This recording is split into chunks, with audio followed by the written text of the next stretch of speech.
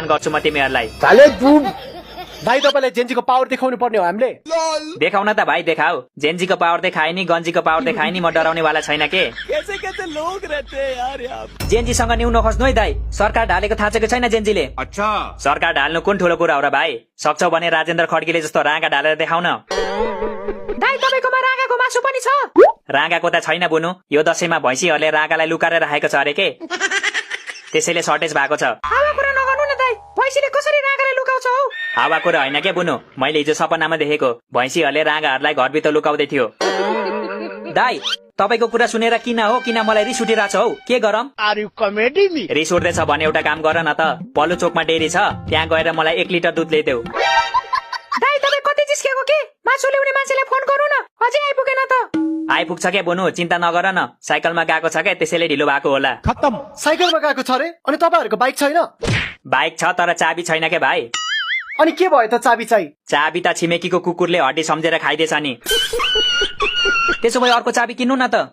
अनि अर्को चाबी किनेपछि फेरि त्यो पनि खाइदियो भने सम्हालेर राख्न आउँदैन तपाईलाई कि छिमेकीको घरमा राख्नुहुन्छ चाबी? चाबीलाई छोड न, तिमीले मासु पाए भएन। कति बेला पाउँछु त मासु? यति बेलासम्म त म काठमाडौँबाट मासु ल्याइसक्थे। नरिसाउन भाइ, दशैंको बेला रिसाउनुहुन्न के?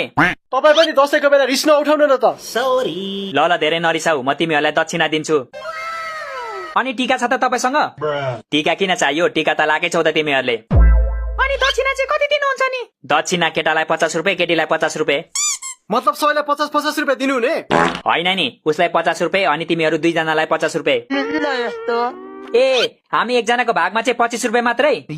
बुझ्छ केटोले, बाठो छ केटो। चाहिँदैन तपाईँको दक्षिणा, आफ्नो दक्षिणा आफै राख्नुहोस्।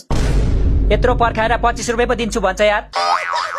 त्यस्तो नभन न, दक्षिणा भनेको दक्षिणा हो कि जति दिए नि थाप्नु पर्छ। अच्छा त्यसो भए मेरो दक्षिणा तिमी थाप अनि तिम्रो दक्षिणा म थाप्छु ल। नाइ कहाँ त्यस्तो हुन्छ, आफ्नो दक्षिणा आफै थाप्नु पर्छ। अनि किन ठुलो कुरा गरेको त? ठुलो कुरा गरेको हो र मैले? दक्षिणाको अपमान नगर पो भनेको त। अपमान दक्षिणाको होइन, हाम्रो भएको छ। यत्रो ठुलो भएको मान्छेलाई 25 रुपियाँ दक्षिणा दिन्छु भन्ने? ल न तिम्रो न मेरो 30 रुपियाँ दिन्छु है त। ए दाइ, दक्षिणामा बार्गेनिङ नगर्नु न हौ। कसरी हो भन्दैमा जे कुरामा पनि बार्गेनिङ गर्नु पर्छ। तपाईँको दक्षिणा चाहिँदैन क्या हामीलाई, सबै दक्षिणा उसलाई नै दिनुहोस्। उसलाई त म दिइहाल्छु नि। 50 रुपियाँले पुग्छ बहिनी कि अझै धेरै दिउँ? तपाईको इच्छा दाइ, जति दिए नि हुन्छ।